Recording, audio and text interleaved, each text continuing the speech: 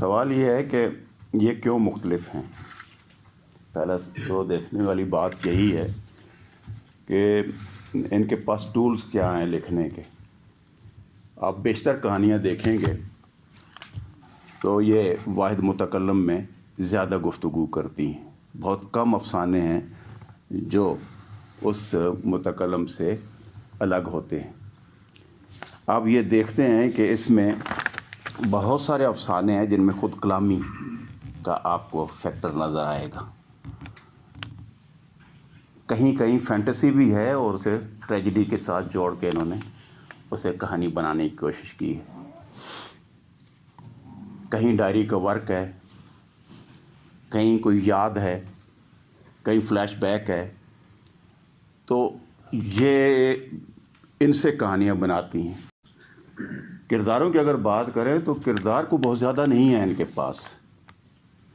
یعنی ایک بھرے پوری سوسائٹی میں ہونے کے باوجود یعنی جو کردار وہ دیکھتی ہیں, کوئی جو جا کے انہیں ہراس کر رہا ہے اس کا مارا جانا موٹر سائیکل والا ہوگا, یہ جو کردار ہے یہ تو چلتے پھرتے کردار ہیں جن کے ساتھ ان کا تعلق بنتا ہے. مثلا یہ فیملی پرسن نہیں ہے اگر میں یہ کہوں. یعنی ان کا کردار جو ہے وہ رہتے ہیں بہت کم جا کے سماجی سطح پہ زیادہ افراد کے ساتھ تعلق بنانے کا قائل نہیں ہیں.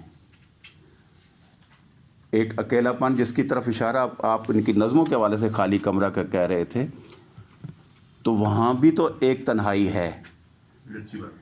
یہ تنہائی آپ کو اس طرح یہاں نظر آئے گی کہ یہاں مثلا باپ ہے اور ماں ہے, تو باپ ایسا ہے جو ظلم کرنے والا ہے اور ماں ایسی ہے جو اسے محبت کرنے والی تھی. اب وہ ماں کو مار دیتی ہے, باپ کو بھی مار سکتی تھی اسی چوہے کی گولیوں سے, لیکن ماں کو مارتی ہے, باپ کو نہیں مار رہی, حالانکہ وہ تعلق اس کا ختم ہو رہا ہے اس کے ساتھ. اس سے تو پہلے ہی تعلق ختم ہے باپ کے ساتھ. تو بہت ساری جگہوں پہ آپ دیکھیں گے تو آپ کو محسوس ہوگا کہ ان کا رویہ جو ہے وہ سوسائٹی سے ہٹ کے چلنے کا, الگ رہنے کا. مثلا ایک سے زیادہ کہانیوں میں وہ جو سماجی رشتے ہیں وہ ان کی نفی کرتی ہوئی نظر آتی ہیں. انہیں کہتی ہیں کہ یہ کسی کا یہ اس لائق نہیں ہیں کہ ان کو محبت جو ہے انہیں شاید سہارنی, ان کی ضرورت نہیں ہے, ان کو نکاح کی ضرورت نہیں ہے. محبت اگر ہے تو کسی نکاح خواہ کی ضرورت کیوں ہو. جیسے اس میں اغوا کر لیا گیا اور وہ کریکٹر بھی آپ دیکھ لیں. اور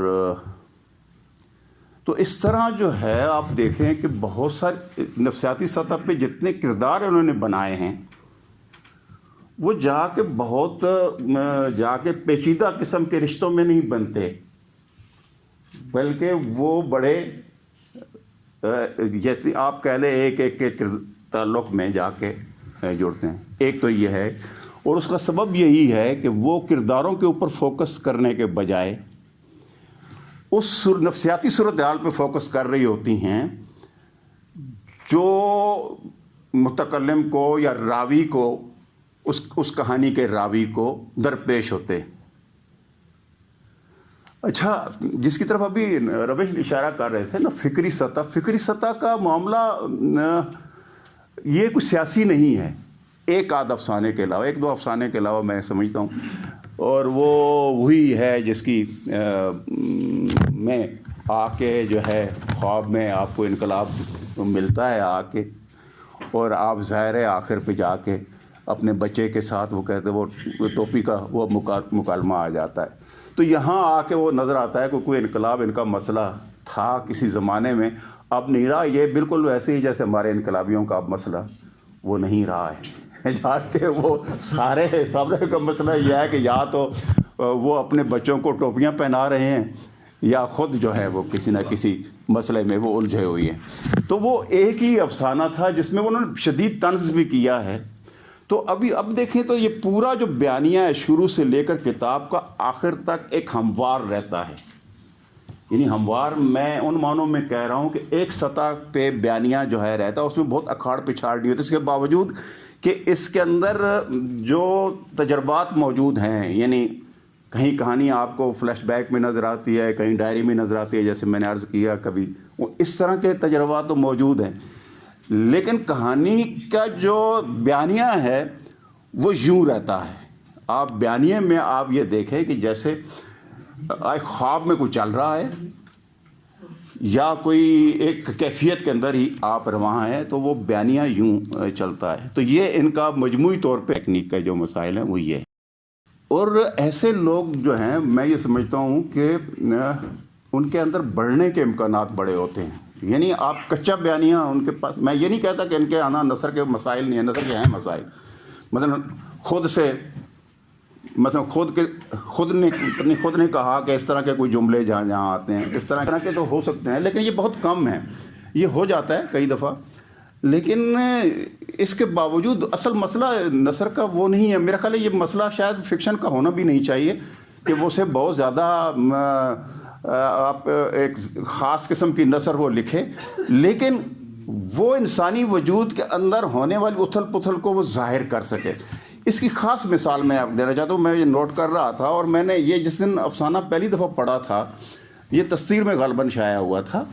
مجھے یاد ہے کہ میں نے جب یہ افسانہ پڑھا تو میرا یہ دل تھا کہ میں نے ان کو کہا کہ یہ افسانہ نگار جو ہیں یہ بالکل طے ہے. یہ ضروری نہیں, ایک تو سب سے زیادہ مجھے چڑ آتی ہے ان نوجوانوں سے, سب سے پہلے وہ جنس کا افسانہ لکھتے ہیں اس لیے کہ یہ لذیذ چیز ہے نا.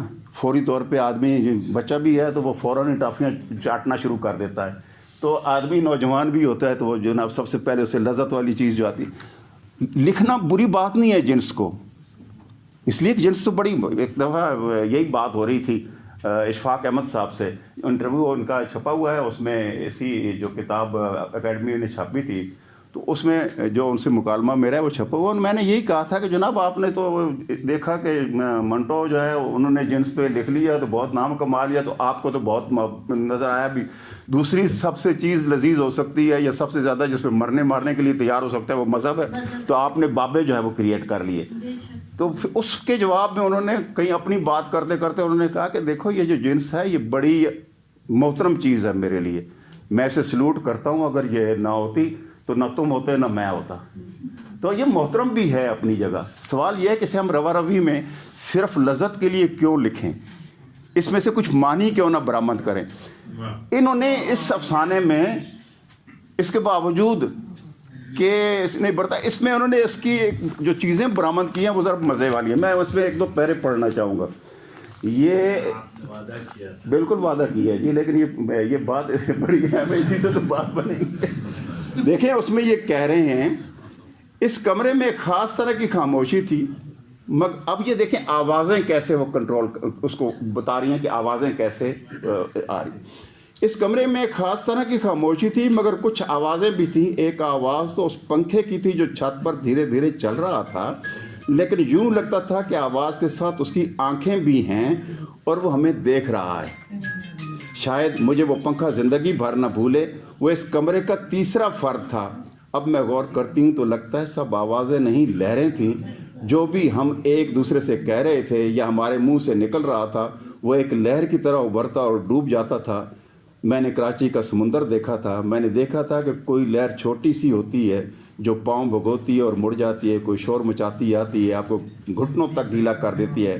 اگر آپ سمندر کے قریب ہوتے جائیں تو پھر غصے میں بفر کا آپ کو شرابور کر دیتی. اب یہ دیکھیں آواز کو وہ ڈسکرائب کر رہی ہیں, اور آواز یہ مجھے یاد آتا ہے خالدہ حسین کا ایک افسانہ.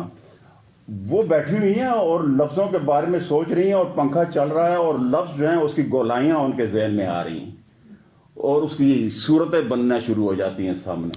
تو وہ لفظ کی گولائیوں کو ان کو دیکھتی ہیں, جیسا جیسا لکھا ہوا آ رہا ہے اس کی تصویریں بن کے ان کے سامنے آتی. تو یہ لفظ کو تصویر کرنا. اسی طرح بوسے کے حوالے سے انہوں نے جو ایک پیراگراف اسی میں موجود ہے, اسی میں موجود ہے خوشبو کے حوالے سے ہے, جو بدن کی خوشبو کے حوالے سے. یہ جو چیزیں ہیں یہ جہاں جہاں اس طرح کی چیز ان کی تحریر میں آئی ہے وہاں محسوس ہوتا ہے کہ ایک فکشن نگار لکھنے والا فکشن لکھ رہا ہے. اور جہاں ظاہر بیانیہ اسپاٹ بھی ہو جاتا ہے, آپ بہت ساری چیزیں کہنا چاہتے ہیں اور ان کو بار بار دہراتے ہیں, تو وہاں ذرا کم آپ ان کو بار بار لکھ رہے ہیں. محبت کے حوالے سے اپنا فلسفہ جو ہے وہ ظاہر ہے ہمیں سمجھ آ جاتی ہے بات کی. لیکن اس سب کے باوجود میں ایک اچھے افسانہ نگار کی, اور جس سے میں یہ سمجھتا ہوں کہ ہمیں بہت زیادہ توقع ہونی چاہیے, ان کا استقبال کرتا ہوں. اور کھلے دل سے ہم سمجھتے ہیں کہ انشاءاللہ یہ کامیابی کی۔ بہت شکریہ۔